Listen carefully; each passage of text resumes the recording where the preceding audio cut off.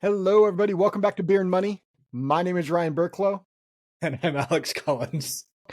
And on today's episode, we're going to be talking about how to set yourself up so that rate of return or the stock market does not choose for you when you can retire. Or any market for that matter. But before we dive into that conversation, Mr. Collins, as I heard you crack open your beverage, what are you drinking today? I'm drinking an old favorite. That's a good Trickster. Trickster by Black Raven. Got to introduce a friend and a client to this beer this last weekend, and it's an oldie and a goodie. I just love drinking this. Yeah, absolutely. I am going back to an oldie but a goodie, only from the standpoint of I think I've drank it several times in this show. Tolt IPA from the Valley House Brewery here locally in Duval. So cheers, my friend. Cheers. So let's dive into today's topic. And it's even more important today, Alex. Well, it's always important. It's just more pressing today because as you and I have spoken into this concept / strategy from day one of us working together, I think our clients sometimes and people that are starting to work with us only really recognize the importance of this when the market is not going the way it as planned. Right. Well, it becomes a lot more salient when the market isn't performing. It becomes easier to understand when the example starts hitting you in the face. And that's just human nature. That's not denigrating anybody or most people don't spend their life studying this stuff, and therefore it's out of sight, out of mind. And that's why we have jobs that we do.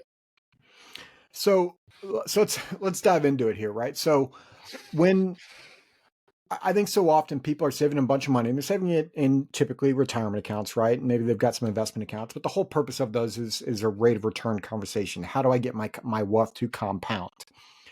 And the old school philosophy, I hate to use that word, I think, because it's still what most people do, is let me put all my money into this bucket and then let me have it compound as much as it can with the rate of return and get a higher rate of return that I can possibly can within the risks that I'm willing to take on. And then I get to closer to retirement. And as I'm getting closer to retirement, I back off my risk. And hopefully the market isn't crashing the year that I retire. Like really, that's what I think a lot of people are doing, whether or not they know it or not. Well, and they tend to take one of two approaches. With retirement money, they will use RMDs or required minimum distributions, which is effectively the government telling you when and how to take your money. The other strategy that we see used a lot is a safe withdrawal or an interest-only approach, where you're just scraping the interest off with the idea that this will make it so that you're not going to outlive your money, that you're not dipping into principal. And most of the time, the question becomes, okay, what happens when the market goes down? If we have a loss, does that mean that we're adding money to our retirement portfolio? Right. And if so, where is the money coming from for you to live on? And most of the time people realize really quickly that okay, we can't just take that strategy. And so there's a couple slightly more evolved strategies that talk about a safe withdrawal rate and things of that nature. And all of this winds up coming to a conversation around liquidity. And you and I have both talked quite a bit about how we don't like the term true liquidity, even though we can't necessarily come up with a better term for it. The basic concept here is if you've got $1 million in your portfolio and we're using that to spin off $40,000 a year of income using that 4% rule, if we chew into that $1 million, does that negatively impact our income? And the answer is yes.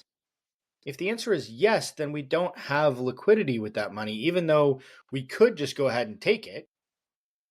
Right, because we need the full $1 million to kick off the 40 in your example, right? Yeah. So in a year where you're like, oh, I want more, or I need to put a new roof in the house, or I want $100,000 extra out, right? So now you're down, right? So now it's 40,000 that it kicked off. But if you took out, let's just say broke even, right? So you got 4%, so you took out the 40. If you took out an additional 100, so now you're down to 900, are you still going to take $40,000 out the next year? And that's when this question comes up of at what risk, right? Now Right. you're really, I mean, you're already relying upon rate of return because that's the interest you're taking off the top, but now you're taking even more so.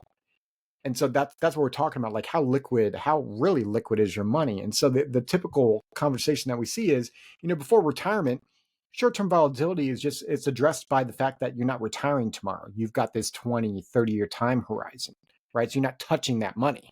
You've got the ability to hold through the dips. Right.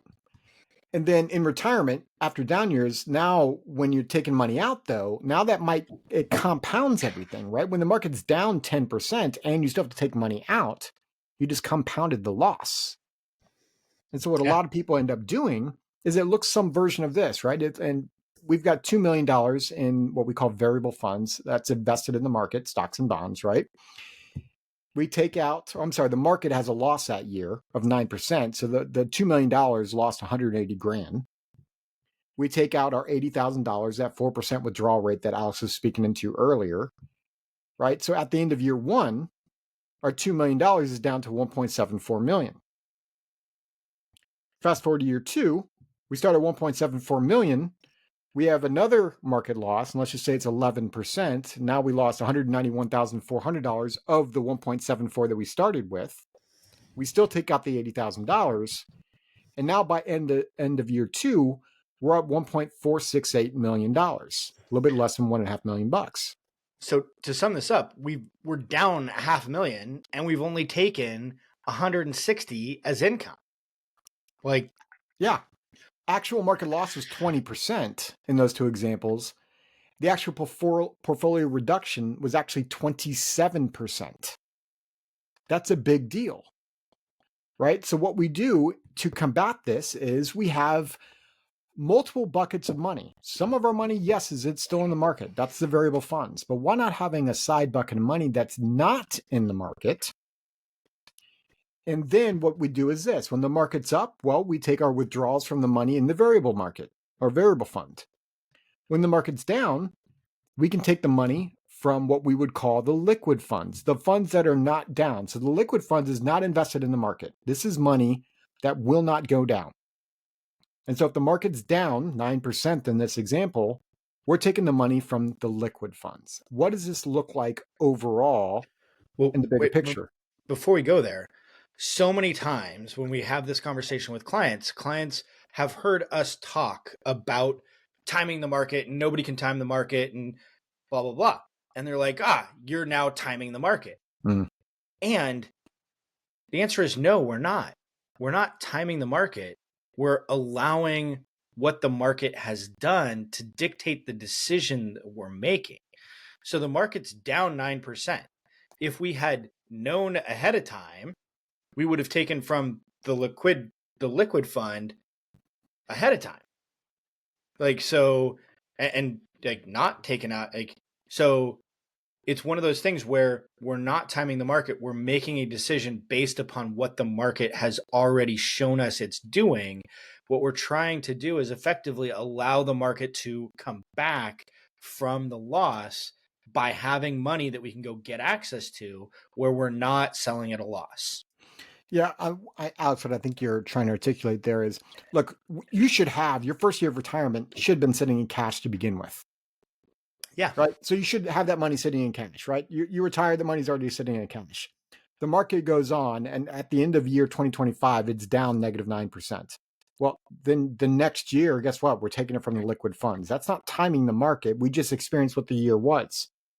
That's just reading what occurred and pulling money from the particular specific asset bucket. Right. We're not predicting what the market's going to do the next year. We're reacting to what it did the prior year. And there's a big difference there. Exactly. And so when we look at this from a numbers perspective, right? Let me just reset the numbers here because I was already messing with this calculator with another client here. So we've got, and we chose this start year on purpose, just so we are being 100% transparent here. Start year is the year 2000, right? It's one of the worst start years of retirement you could do because of what occurred the next 3 years. We had negative years, right? So we chose this on purpose because at least most of the people who want to work with Alex and I, they want to make sure that if they had the worst case, a really bad scenario occur, that they're still okay to retire, right? So we use a 20-year time period. The year that we're starting is the year 2000. Let's just use, I don't know, whatever, the 28% tax bracket. I'm going to use a 1% investment fee for simplicity's sake here. So we've got a $2 million variable bucket of money. Okay. We're going to choose 50-50 allocation, right? We're going to go ultra simple here. 50% in stocks, 50% in bonds. They're going to take out $80,000. That's that 4%. And they're going to take it out with inflation. So based on what the market did, here's what this would look like. Okay. We've got 1.63% variable rate of return in the year 2000. Then we have 2 negative years to begin with. So 3 years into retirement, we've got this $1.6 million portfolio balance. And as you can see, as we move on here, 20 years later, our balance is now 562. So we're 20 years into retirement, our $2 million portfolio is down to 562. Are we at all concerned? If we're not, we should be. We might be. Let's just say might. I think most people would say yes, but we're going to use the word might. At that point, we've almost come to the conversations that we're having with the client at that point is the when we run out of money, not if we run out of money. Yep. So instead, let's just say we did this. We built our assets over time, and now we have $1.5 million in the variable fund, right? Same 50-50 allocation, $80,000, 3% inflation, but we're going to have $500,000 in that truly liquid bucket. And what rate of return are we going to get on a liquid bucket of money, Alex? Like 3-4%? Choose 4%. We should be able to for right now, right? Yeah. Just for simplicity's sake. So as we hit calculate here, we're going to show the difference between taking money from the variable bucket only, and then the secondary example that we're doing here is, again, what we just shared. If the market's up, we're taking money from the variable bucket. If the market's down, we're taking money from the true liquidity bucket. And as we go through this, you can see same rates of return, right? Same 50-50 allocation. We're just taking money from different buckets, right? Year 1, right? We took the money from the variable bucket because it was positive. Year 2, it was negative, so we took it from the liquid bucket. And as we go through time here, now you can see a pretty good difference. 562 was in our first example, is what our portfolio balance is at. Now we're at $782,000. 200,000 plus more money strictly on strategy, right? This is not saying that we did anything different in terms of how we invested the money. The money that was invested is invested the same. It's how much of our money should we leave in the market to kick off income, and do we have any flexibility at all? Well, this then becomes an asset allocation conversation of how much of our money do we want in the market versus how much do we want out of the market. Exactly. So when we share this with clients and we're like, hey, how much of your retirement do you want to rely upon rate of return? Most people say, yeah, I don't really want to rely upon rate of return to have an income stream or outlive my money. This is where strategy comes into place. Ryan, reshare your screen and let's walk through the non-optimal situation. So change the start year from 2000 to 1980. Okay. And don't change anything else. Leave everything else the same. Yep. Just hit recalculate. And what you'll see is we wind up with 5.4 versus 4.1. However, there's a big glaring issue that we haven't addressed yet. Ryan, what were interest rates in the 1980s? A lot more than 4%. A lot more than 4%. So let's go back and fix the true liquidity calculator. So scroll back up, and we're going to be limited here. Most of the time during the 80s, interest rates were in double digits. Yep. Go ahead and click on that true liquidity net rate of return. Okay.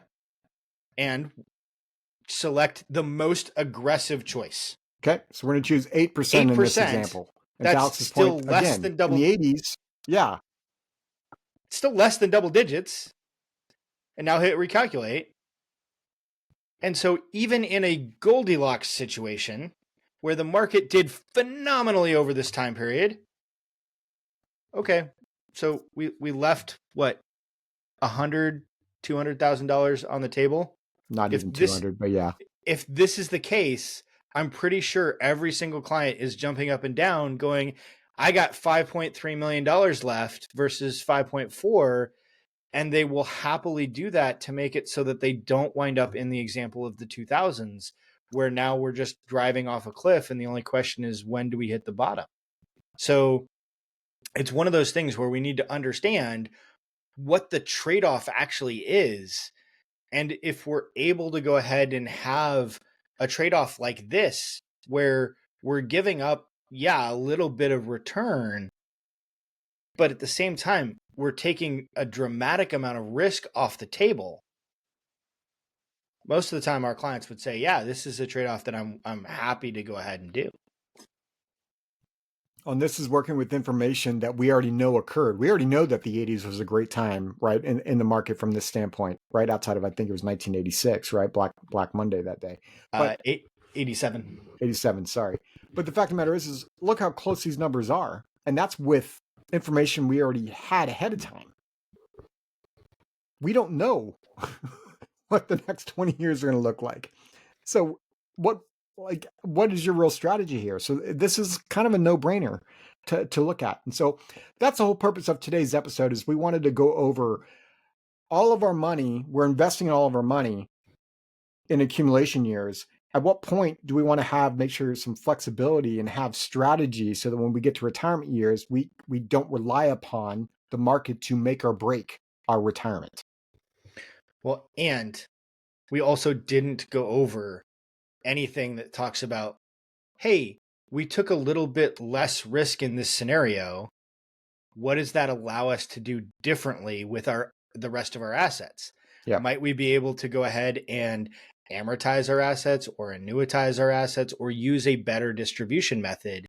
Like, this is just one concept. When we start stacking 2 or 3 or 4 of the different concepts that we use with our clients, now instead of it costing $100,000 to $200,000, they wind up gaining $300,000 to $400,000 of cash flow, even in the scenario where it works 100% in favor of the market-based strategy. And so now with structuring things this way, we can really wind up creating more certainty, more cash flow, less taxation, and really do a better job for clients.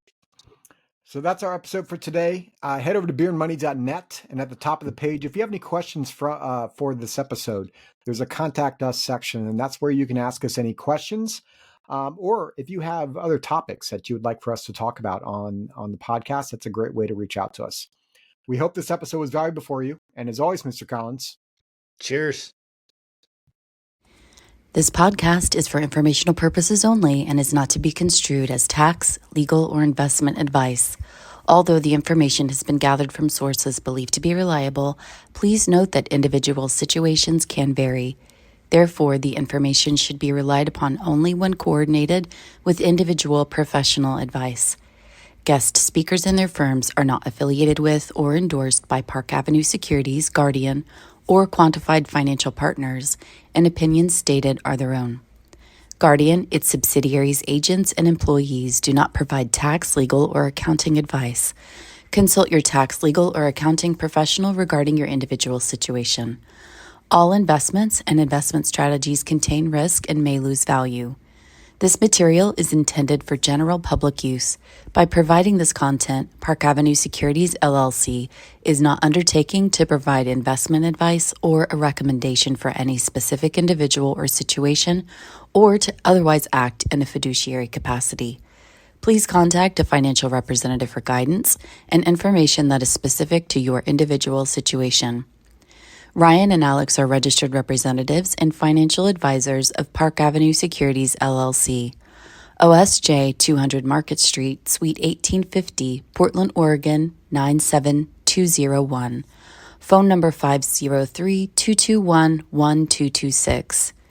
Securities products and advisory services offered through Park Avenue Securities, member FINRA, SIPC. Financial representatives of the Guardian Life Insurance Company of America, Guardian, New York, New York.